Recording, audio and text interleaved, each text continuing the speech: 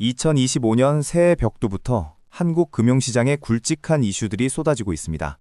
SK 에코플랜트 IPO 연기부터 퇴직연금 규제 완화까지 오늘은 여러분의 투자에 직접적인 영향을 미칠 핵심 이슈들을 정리해드리겠습니다. 복잡한 금융뉴스 쉽게 풀어보겠습니다. 먼저 SK 에코플랜트 이야기부터 시작하겠습니다. 상반기 상장을 노렸던 이 회사가 IPO 일정을 연말 이후로 미룰 가능성이 커졌습니다. 투자자들과 올해 7월까지 상장하겠다고 약속했는데 지금 상황이 녹록치 않은 거죠. 기한 내 상장하려면 이달 중 한국거래소에 상장 예비 심사를 청구해야 합니다. 그런데 다수의 재무적 투자자, 즉 FI들이 반대하고 있어서 예심 청구를 강행하기 어려운 상황이 됐습니다. 투자자들 사이에 이견이 있는 거죠. 왜 FI들이 반대하는 걸까요? 불확실성 때문입니다. SK 에코플랜트는 2022년부터 2023년까지 연결 재무제표 작성 과정에서 해외 자회사 매출을 과대 계상했다는 혐의로 54억 원 넘는 과징금을 받았습니다. 문제는 코스피 상장 예심 가이드라인에 있습니다. 최근 3개 사업년도 감사보고서에서 과징금을 부과받은 기업은 거래소가 상장을 거부할 수 있도록 규정하고 있거든요. 예심 통과가 쉽지 않은 상황인 겁니다. 최종 미승인 판정이 나면 한동안 예심 재청구도 어려워집니다. 그러면 FI들의 투자금 회수 일정이 무기한으로 밀리게 되는 거죠. 투자자 입장에서는 당연히 불안할 수밖에 없습니다. 이런 이유로 FI들은 IPO 전에 진행되는 보통주 전환조차 받아들이지 않고 있습니다. SK 에코플랜트 FI는 상환 전환우선주 매입자와 전환우선주 매입자로 나뉘는데요. 지난해 12월 임시주주총회에서 전환우선주 투자자에게 전환가를 대폭 낮춰 보통주로 전환할 수 있는 권리를 줬습니다. 손익분기점을 낮춰서 공모가가 낮아도 이익을 볼 수 있게 한 거죠. 하지만 복수의 FI는 IPO 자체가 무산될 가능성을 우려해 보통주 전환에 응하지 않았습니다. 상장 자체에 대한 신뢰가 흔들리고 있는 겁니다. SK그룹은 SK 에코플랜트에 반도체 자회사 4곳을 흡수합병시키며 IPO 밑그림을 그려왔습니다. 하지만 FI 동의 없이 상장을 강행하는 사례는 드물다고 합니다. 업계 관계자는 적격 상장, QIPO 시한을 늘리는 것이 유력한 대안이라고 말했습니다. 회사 측도 국내 시장 상황을 고려해 주관사와 투자자들과 협의 중이라고 밝혔습니다. 이제 두 번째 이슈로 넘어가겠습니다. 퇴직연금 시장 규모가 500조 원에 육박한 가운데 수익률을 높이기 위한 규제 완화 목소리가 커지고 있습니다. 현재 퇴직연금 계좌에서는 위험자산을 최대 70%까지만 담을 수 있습니다. 나머지 30%는 반드시 안전자산으로 채워야 하는데요. 이 규정이 10년 넘게 유지되고 있습니다. 정책당국이 이 위험자산 투자 비중 완화 여부를 검토하고 있다고 합니다. 금융당국 관계자는 수익성뿐만 아니라 안전성도 중요하지만 상황에 따라 비중 완화를 고려해 볼 만하다고 설명했습니다. 문제는 가입자의 선택권입니다. 위험자산 비중 70%에 다다른 가입자들은 채권 혼합형 ETF 같은 상품을 대안으로 선택해 수익률을 높이는데 선택권이 제한된다는 지적이 있습니다. 지난해 12월 금융감독원장과 자산운용업계 CEO 간담회에서도 이 문제가 주요 건의사항에 포함됐습니다. 금감원이 노동부에 관련 의견을 공유한 것으로 알려졌습니다. 퇴직연금 감독 규정의 포지티브 방식도 개선이 필요하다는 의견이 나옵니다. 투자 가능 상품만 나열하는 방식 때문에 원금을 사실상 보장하는 IMA 같은 상품도 퇴직연금에 담을 수 없습니다. IMA는 만기가 2, 3년으로 길어서 퇴직연금이 추구하는 장기 투자 방식과 유사합니다. 업계에서는 네거티브 방식으로 규정을 바꿔야 한다고 주장하고 있습니다. 안전자산 분류 기준에 대한 논란도 있습니다. 미국 30년물 국채금리가 연준 정책에 따라 변동성이 커졌는데 이런 상황에서 안전자산이라고 볼 수 있는지 의문이 제기되고 있습니다. 이제 세 번째 이슈입니다. 금융당국이 발행어음 살업자를 9곳으로 늘리면 발행어음 잔액이 최대 90조 원까지 늘어날 수 있다는 분석이 나왔습니다. 발행어음은 자기자본 4조 원 이상인 증권사가 만기 1년 이내로 발행하는 원리금 확정형 어음입니다. 자기자본 대비 200%까지 발행할 수 있습니다. 한국신용평가에 따르면 발행어음 사업자가 9개사로 늘어나면 조달 가능 금액이 75조 원에서 139조 원으로 거의 2배 가까이 증가할 것으로 분석됩니다. 최근 발행어음 금리는 3% 중후반 수준입니다. 만기 1년 은행 평균 정기예금 금리 2.45%보다 높고 저축은행 평균인 2.9%보다도 높은 수준이죠. 이렇게 되면 어떤 일이 벌어질까요? 은행의 요구불 예금 등 저원가성 예금 일부가 발행어음으로 이동할 수밖에 없다는 관측이 나옵니다. 은행 입장에서는 연 0.1에서 1% 수준으로 원가가 낮은 예금이 빠져나가면 예적금 비중이 하락할 수 있습니다. 자금 이탈을 막으려면 예금 금리를 올려야 하는 상황이 될 수 있습니다. 부족한 자금을 은행채 발행으로 조달하면 조달 원가가 높아지면서 순이자 마진, NIM이 축소될 가능성이 있습니다. 저축은행도 파킹 통장을 중심으로 타격이 예상됩니다. 발행어음 인가를 받지 못하는 중소형 증권사들은 더 큰 영향을 받을 수 있습니다. 차입부채 절반을 RP로 조달하고 있어서 발행어음 금리가 오르면 RP 금리도 따라 올라야 합니다. 현재 발행어음 사업자는 한국투자증권, 미래에셋증권, NH투자증권, KB증권 등 4개사에서 지난해 말 3개사가 추가됐습니다. 삼성증권과 메리츠증권까지 인가받으면 9곳이 됩니다. 한국신용평가 관계자는 발행어음 시장 활성화가 금융권 전체의 자금 흐름과 경쟁 구도에 변화를 가져올 요인이라고 분석했습니다. 머니무브가 시작될 수 있다는 거죠.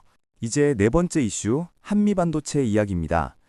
HBM 핵심 장비인 TC본더 공급 시장에서 사실상 독점 지위를 구축한 한미반도체를 두고 업계 시선이 엇갈리고 있습니다.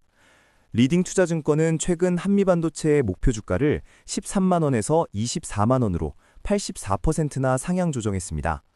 현재 주가 기준으로도 40% 정도 상승 여력이 있다고 본 거죠. 목표 주가 상향의 핵심 배경은 실적 개선입니다. 올해 한미반도체의 연간 매출액은 8,010억 원, 영업이익은 4,015억 원으로 추정됩니다. 영업이익률이 50%를 넘을 것으로 예상됩니다.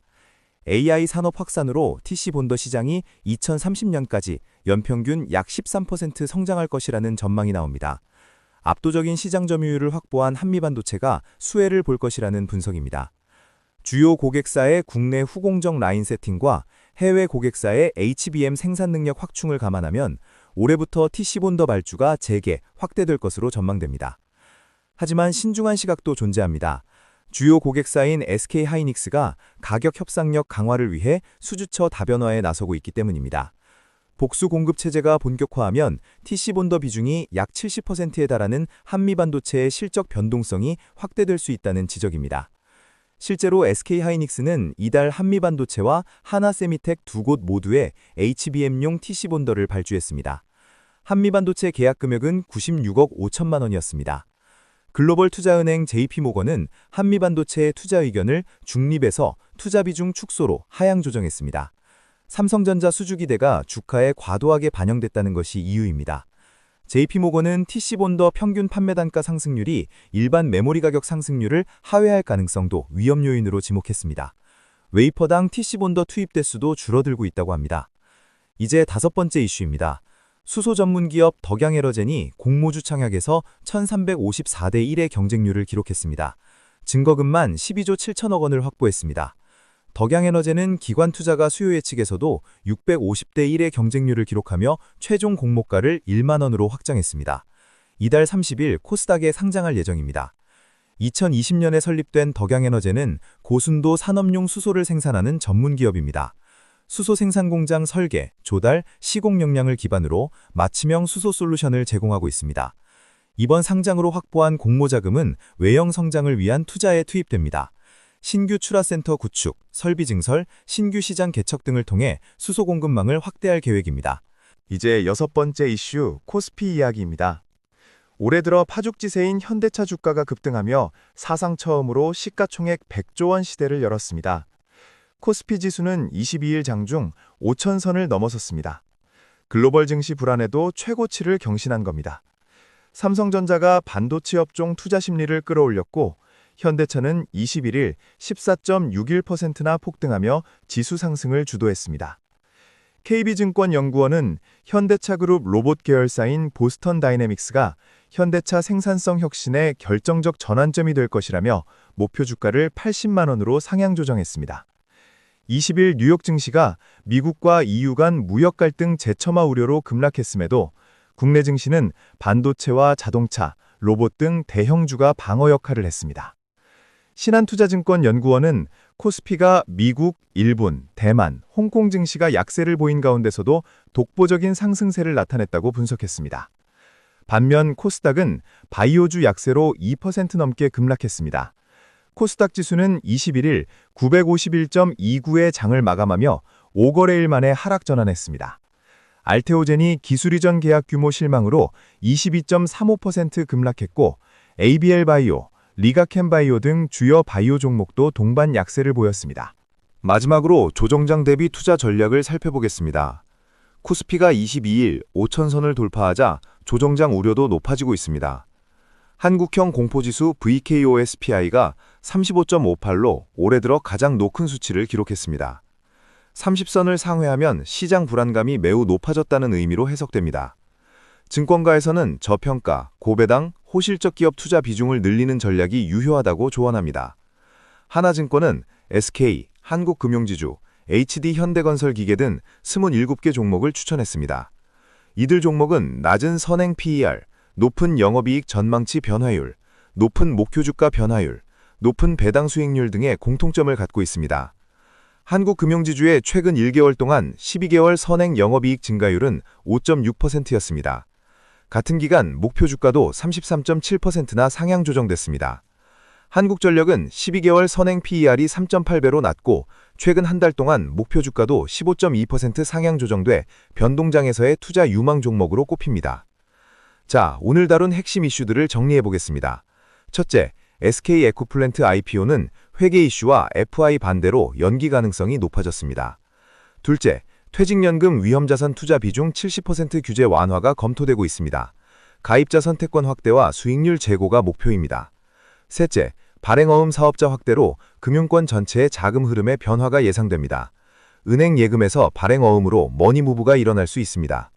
넷째, 한미반도체는 TC본더 독점 지위로 고성장이 전망되지만 고객사 다변화와 경쟁구도 변화에 대한 우려도 있습니다. 다섯째, 코스피는 현대차와 삼성전자 주도로 최고치를 경신했지만 조정에 대비한 저평가 고배당 전략이 필요해 보입니다. 오늘도 시청해주셔서 감사합니다. 복잡한 주식 이슈 앞으로도 쉽게 풀어드리겠습니다. 좋아요와 구독 부탁드리고요. 다음 영상에서 또 만나요.